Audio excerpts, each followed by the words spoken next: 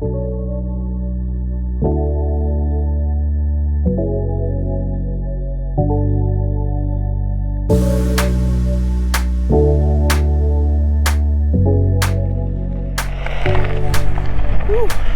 everyone, it's a beautiful spring morning, still a little bit fresh on the fingers, but it is nice to be back on the one wheel. I'm just heading over to a appointment for a client over in the Junction right now. But today's topic, we are going to be talking about probably what you saw in the title of today's video, the 2019 federal budget that has just been announced by the Liberal government that came out yesterday. And this is kind of important for first-time buyers, and there's a couple reasons for that, but we'll talk about that a little bit later when my hands aren't freezing. So let's get to the Junction and then I'll catch up. Okay, bye.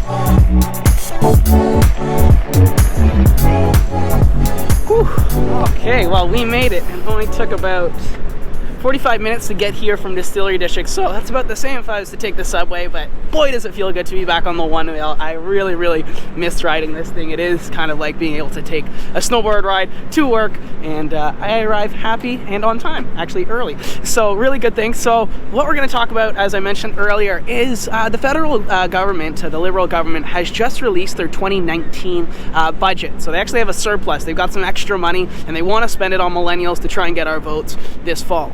But the details there's a couple of things that they've announced. The big two are that they have increased the amount that a first-time buyer can have in their RSPs up to, it used to be $25,000, now it's $35,000. So this does help a little bit. But there's also the main one that they're kind of pushing and hyping up is the shared equity mortgage. And so this is something that they've, one second, I'm just gonna let this train go by. Okay, it's gone.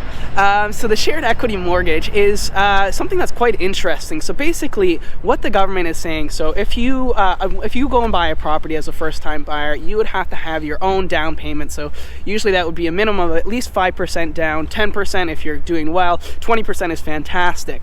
But what the government is doing to kind of help first-time buyers get into the market is they are offering a 10%, they're offering you 10% equity essentially for the property. So they give you 10% towards your down payment on a new construction property. This is a new condo or a new house, or 5% if it's a resale home or a resale condo.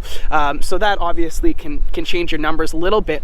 But basically this is a 0% interest-free loan that has no definitive date, but you have to pay it back when you sell the property. And there's some details that we'll get into later about, why this would work, why it might not actually be all that helpful for the greater Toronto area, but how it actually could help some first-time buyers enter the market. So I'm going to go to my showing now, but I'll catch up with you guys in a bit and we'll go over, will this work and will it not? And yeah, catch up with you then. Okay, bye.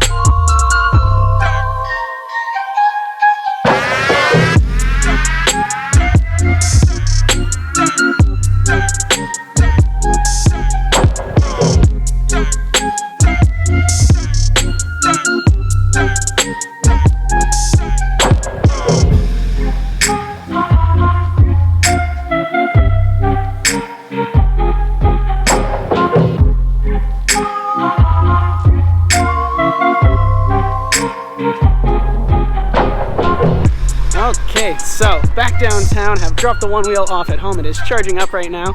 Got my jiu-jitsu gear and we're heading to jiu-jitsu. It is the first time I've actually been back since I passed my blue belt test last week, so pretty excited about that. I don't have the physical belts yet, but I have passed the test, so I guess technically I'm a blue belt. So yeah, back to the topic that we were talking about before. So these shared equity mortgage loans that the government is going to be giving out. A couple of caveats. One of the biggest ones, I think we're going to have to hop a little fancy fence. That was easier than I thought. Yeah, so the first major caveat is that they have put a cap at who basically is eligible for this, and you can't have more than a household income of $120,000. And then on top of that, you can't spend more than 4 times your household income. So if we were to take that maximum $120,000 and times that by 4, that gives us a value of about $480,000. If you know downtown Toronto real estate at all, you'll be well aware that there is not many condos or anything available for less than $500,000. So anyone looking to buy as a first-time buyer in the city of Toronto, in the downtown core, this really isn't going to help you at all, unfortunately. Kind of sucks. But there are a couple of areas that if you're open to a bit of a commute, this actually will help you quite a bit. So the areas that kind of come to mind first of all are South Etobicoke, Mimico area, Mississauga, the 427, and anything kind of along the Eglinton LRT. There's going to be a whole bunch of new construction projects in these areas over the next 5 years. And the nice thing about new construction projects is that they give you that 10% from the government for the shared equity, and then they also have staggered payment structure. So it's usually like $5,000 on signing, another 5% within 30 days, etc., etc. So obviously having that extra 10% down really does help kind of lower your mortgage payments, and it does make it a bit more appealing if you want to have something for yourself when you're looking at kind of what rental prices are, and then you can see what the new mortgage payment would be. It actually looks pretty attractive. So there are some solutions, but you know, there's a couple of other caveats that I will talk to you about later, but gotta head to jiu-jitsu now.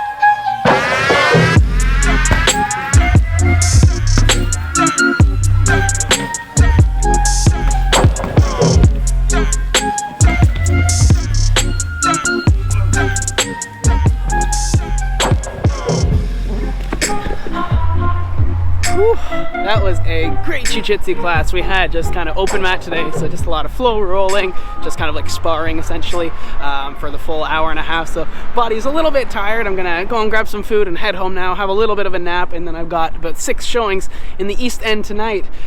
So yeah, we'll end it after this. But our last kind of little caveat about the shared equity mortgage that the government has brought out with this 2019 budget.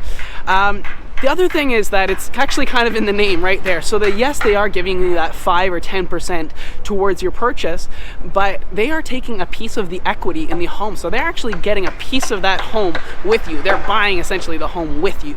And there's a couple of downsides to this. Obviously, you don't get to own your house fully by yourself. And while it is essentially a 0% interest-free loan, you have to pay this amount back when you go and sell the property, and the amount that you have to pay is not necessarily the amount that you borrowed from them. So say you bought a $400,000 property and they gave you 10%, so $40,000. And the property appreciates over the next 5 years, and then you decide to sell it. The amount that you have to pay them will potentially be, and there's a couple of details that are going to be coming later in the fall this year that will kind of really solidify this, but you'll essentially have to pay the government whether you gain or lose money on the money that they lent you. So you could actually end up having a little bit less in your pocket at the end of the day than you normally would had you just kind of gone about the purchase yourself. So a couple of details there that do kind of make it, they could either really make or break this being a great thing for first-time buyers or not. As I mentioned, kind of the price point is already hurt at helping any first-time buyer in the downtown core, but you know, there are other areas around the city that you know, this could be helpful. So if you have any questions or concerns about, you know, how this might affect you and your first purchase on YouTube, feel free to hit up the comment section, and on Facebook, feel free to send us a message. I'm always happy to respond to you guys there. So I'm gonna go and grab some food and then head home, have a little nap, and I'll talk to you guys on the next. Bye for now.